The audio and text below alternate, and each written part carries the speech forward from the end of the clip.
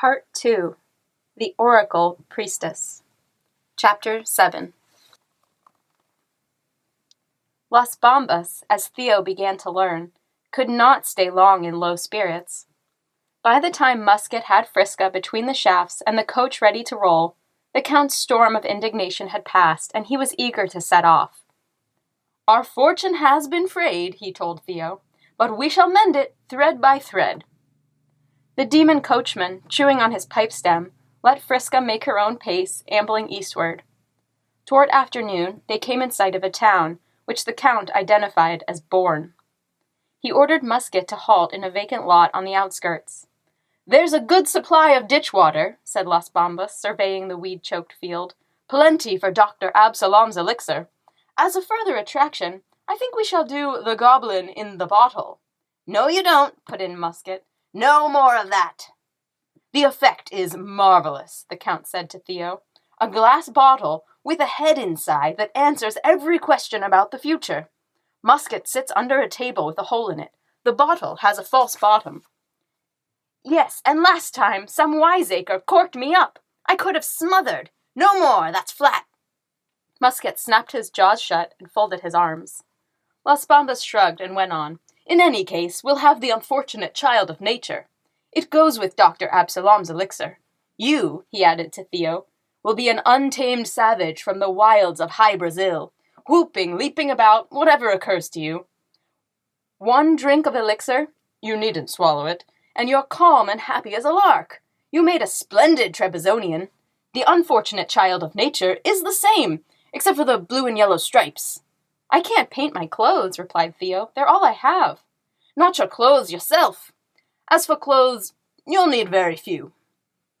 Las Bombas produced a dented bugle from the chest at the back of the coach, and sent Musket with it into Bourne to announce their presence.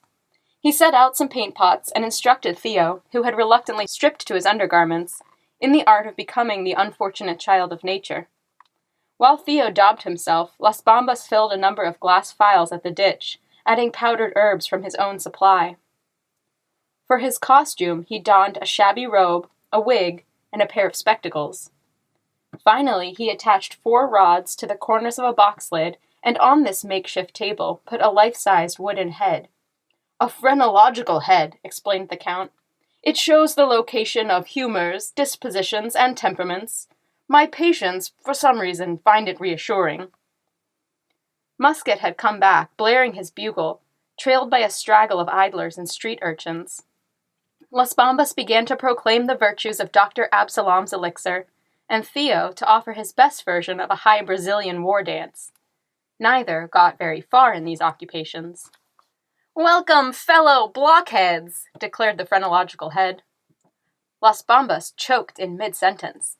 Theo's war whoop died on his lips. The voice had come from the wooden head. "Come on, don't be shy," it continued. "Have a taste of that mess. Look what it did for me. I rubbed some on my hair. Now I save a fortune in barbering." The onlookers burst into laughter, taking these remarks as part of the show.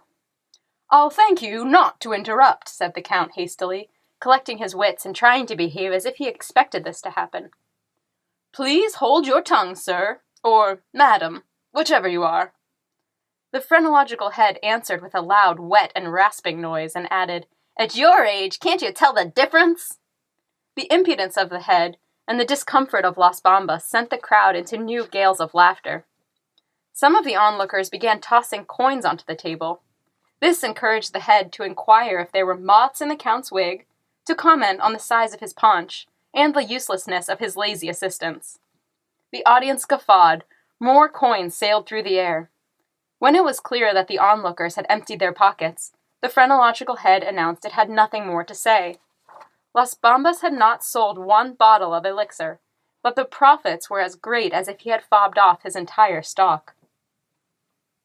Once the audience had drifted away, the Count seized the phrenological head, turned it upside down, shook it, and rapped it with his knuckles. "Speak up! What's the trick?"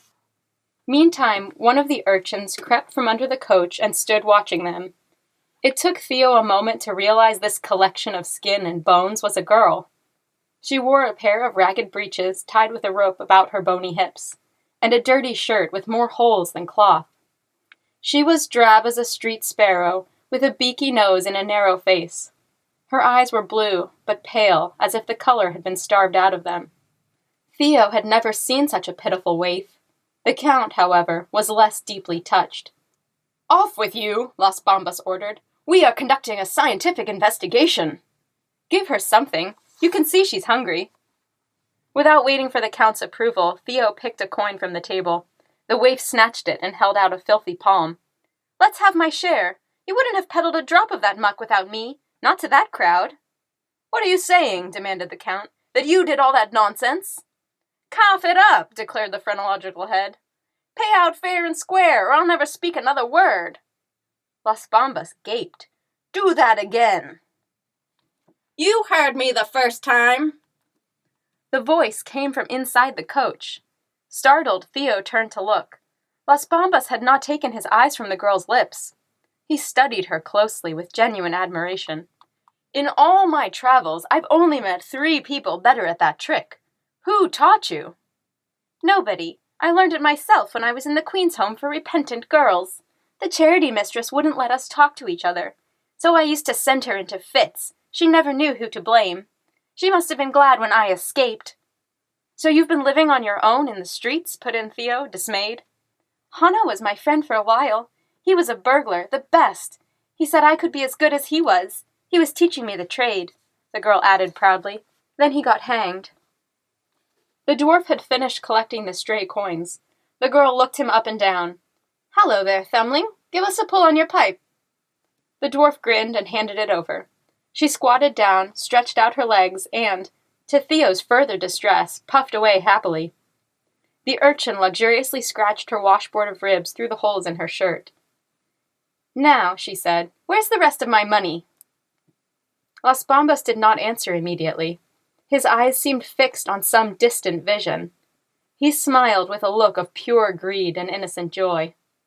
"My dear lady," he said at last, "whatever your name is—" "Mickle is what they call me." "Mickle, then. I take it you have no permanent attachments? I urge you to join me and my colleagues. The possibilities are vast. The sums could be enormous." "Sums," said Mickle. "Does that mean money?" "All you could desire. Eventually, that is."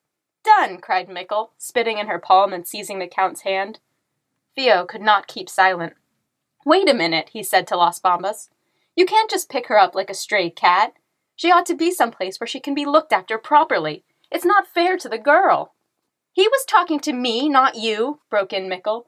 "You stay out of it with your, 'It's not fair to the girl. She ought to be looked after properly.'" The girl had spoken these last words in Theo's own voice. Though lighter in tone, the accents were identical. Theo did not find it flattering. Las Bombas clapped his hands. "Marvelous! Still another gift! We'll find good use for it." Theo said no more, knowing it would be labor lost. He was, moreover, unwilling to open his mouth and have his words tossed back into it. He smarted at the girl's mimicry. He went to the ditch and set about washing off the paint. When Theo returned, Las Bombas announced they would travel no further that day. Musket hurried into Bourne to buy provisions. Mickle flung herself on the food, gobbled it as if it could be snatched away at any moment, wiped her hands on her breeches, and contentedly sucked her teeth. At nightfall, Las Bombas opened one of the coach seats, turning it into a cot, and bedded down on it. Musket curled up on the box, while Theo stretched out under the coach. Mickle sprawled on the turf beside Friska. The moon was still high when Theo woke to a thin, trembling sound, like a small animal in pain. He listened a moment. It came from the direction of Friska and the girl. He crawled out and walked cautiously toward them. The mare switched her tail and snuffled gently. Mickle lay on her side, one arm beneath her head, the other outflung. She was motionless, but sobbing as if her heart would break. Alarmed, Theo knelt. "What's the matter?" The girl did not answer. Tears flooded her cheeks. He waited silently a while, then went back to the coach. The girl had never stirred. Through all her weeping, she had been fast asleep.